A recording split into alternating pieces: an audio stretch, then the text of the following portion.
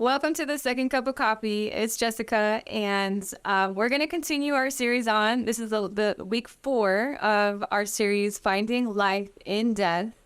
And today we have Liz as our guest speaker, and she's going to share a little bit of her story and just her walk with Christ and how that's been for her and the things that God has walked her through, but also her testimony in that. So do you want to start out with some of the scriptures? Sure. Well, for me, a big thing that has really stood out in really truly understanding what it means to deny yourself and take up your cross, as we've talked about, is one of my absolute favorite verses, Galatians 2:20. And a lot of you probably already know this verse. I've been crucified with Christ, and it is no longer I who live, but Christ who lives in me. And I really went through a journey of kind of like diving into that verse and diving into what it means to be crucified with Christ. What exactly did that mean? Like, was I actually on the cross with him as he died? What did that mean? What did it mean to be raised again? What does it mean to have Christ live in me? It's no longer I who live, but Christ who lives in me. And the more I dove into that verse and the more I truly understood what that meant, I kind of felt myself kind of like automatically dying to myself. It wasn't so much of a daily battle. It wasn't so much of a, like, oh, I have to deny my own desires or this or that, like a lot of times we think. It was like the more I embraced him and the more I realized Christ in me, Christ in me, Christ in me. And the more that became my focus, it was like the more he became alive. Right, like more like an honor, like he's actually living in me. Exactly. Yeah. And the more I realized that it's him that lives in me, I started seeing other things happen. I'd been dealing with some really crazy health issues for a long time. I had a connective tissue disorder called Ehlers-Danlos syndrome that I was diagnosed with, and it kind of like wreaked havoc on my entire body. Chronic fatigue, fibromyalgia, severe digestive issues, just the daily pain and daily struggle was really difficult. And I have 5 kids and homeschooling. I mean, I only homeschooled 3 at the moment, but I homeschooled the other 2 all the way through. And that can be a really big battle, trying to be oh my gosh. I didn't even know until recently that you were going through all of that. Well, because I was able to, kind of like reserve my little bit of energy that I had for the entire day, more like when I would show up at church or go to certain things. And, but as soon as I would get home, I'd have to go straight to bed and lay down for several hours because it would just take everything out of me. Right. And so I really genuinely had to rely on Christ and understand that it is him alive in me. And through that, he showed me that, that this sickness wasn't my portion, and if Christ truly dwells in me, how can sickness dwell in me? And so he just kind of took me through this journey. And then Pastor Tom prayed for me over a month ago. It was probably closer to even 2 months ago. I don't even remember the exact date, at our prayer week at church. And I was completely healed, and I feel like a completely new person. I can actually be a real mom again, be able to clean my house and run around with the kids and do things that normal people could do that was such a struggle for me before.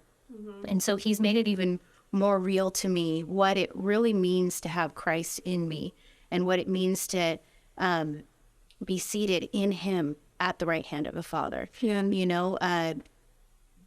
The depth of that, I think I will continue to just explore exactly my entire life, the depth of what it means to have Christ in me. Another verse that I really love is Colossians 3, verse 3.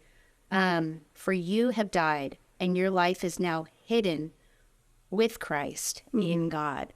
And again, it's like I have died, and my life is now hidden in him with God. And just the depth of that. Yeah, it all sounds like a place of like safety, like they're in his hands now, and it's not something that you have to control or take care of yourself anymore. It's like him in control of your life. Exactly. Take care of you. Exactly. And even in those moments, like so many of us moms have, like where anxiety might try to take over, or there's the stress of being a mom and a wife and taking care of a house. And when things like that try to overwhelm me, I can just stop and take a moment and just say, I am in you. You are in me. We are one. And just understanding the depth of that.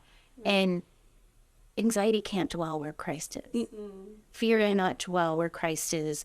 Right. You know, pain cannot dwell where Christ is. And when you truly understand Christ in you, all those things kind of start to work themselves out. And so to me, that was the journey that he took me through, denying myself and taking up my crosses, just understanding the depth of him in me.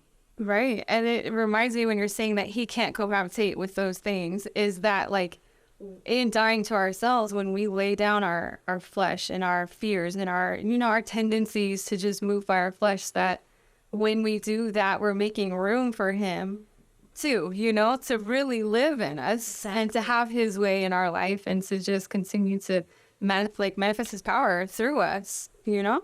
I think that's cool. Yeah, exactly. Exactly. Because, you know, life can be stressful. Life is not always easy. But when you rest in him and you understand that it's in him, he is my strength. He is. And so that's what I believe also is part of denying yourself, is not allowing fear to take over, not allowing when those situations arise, don't allow that to be what consumes you. Stop and reflect on Christ in me. And that's what's helped get me through a lot of really rough situations. Yeah. So I totally agree with you, what you're saying. Yeah. So I was telling her too, like one scripture when she was telling me her testimony and just about Christ living in us, it just made me think to of this scripture that said, I'm trying to find it right now, but it says, the same Spirit of God who raised Jesus from the dead lives in you, lives in us. And when you really try to like sit there and grasp that truth, it's like, wow, like the same Spirit that raised Jesus is in me. That means that he's giving us the power to walk with him, to do what we can't do in our own strength. So as moms and stuff like that, you know, I mean, men too, but as moms personally, we know this, that's a hard thing to do. We want to kind of like move in our own strength and just get things done and try to just push through and endure.